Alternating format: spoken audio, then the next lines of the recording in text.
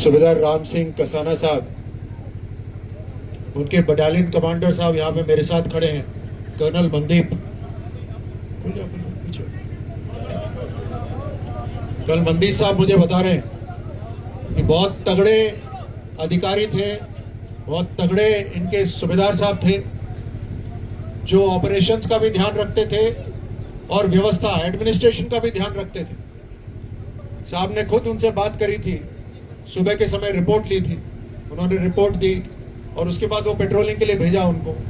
वहाँ पेट्रोलिंग के समय मैं अभी बात ही कर रहा था, रामबन में है, रामबन के चारों तरफ पहाड़ियाँ और पहाड़ियों के ऊपर से आतंकी हमला कर सकते हैं, इसीलिए वहाँ पर अपने सेना के जो जवान हैं वो ऊपर रहते हैं। तो बहुत मजबूत हमारे साथी थे जो ऑपरेशंस के दौरान उनका देहांत हो गया। उन्होंने अपना बलिदान दिया, चाहे दुश्मन सामने हो नहीं हो, प्राकृतिक आपदा हो, सेना हमेशा जनता की रखवाली के लिए काम करती।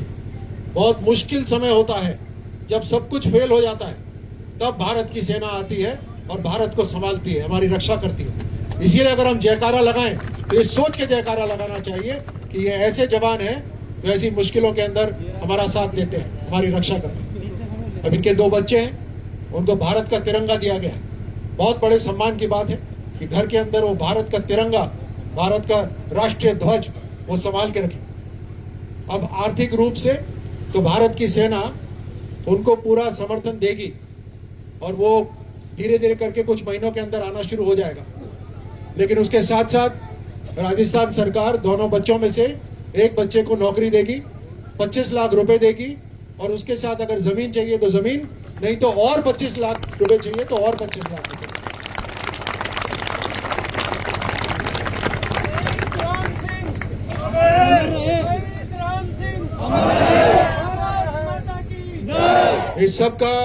ये सब तो भारत की सरकार, राजस्थान सरकार करेगी, लेकिन इनके परिवार को जो असली सम्मान मिलेगा वो आप सबसे मिलेगा। जब गांव वाले हमेशा, जब इनके बच्चे आए कहीं बैठे तो इस बात की चर्चा करें किस तरह से सूबेदार राम सिंह जी ने अपनी सेना में रहते हुए वर्दी के अंदर अपना बलिदान दिया। इस बलिदान को हम कभी पूरा नहीं कर सकते, कोई पैसा पूरा नहीं कर सकता, कोई नौकरी पूरा नहीं कर सकती। लेकिन यहाँ जितने नौजवान खड़े हैं, अगर आपके दिल के अंदर आज जब अंत्येष्टि होती है तो ये दिल में अगर भावना नहीं जागृत होती तो ये बलिदान व्यर्थ जाएगा। इस बलिदान को याद करते हुए हमें हर व्यक्ति को संकल्प लेना चाहिए कि हमारी एक एक सांस इस भारत माता के नाम पर होनी चाहिए। बहुत बहुत धन्यवाद आपको और एक बार जयकारा लगाएंगे, बोलिए भारत माता की जय, भारत माता की जय, भारत माता की जय, मातरम।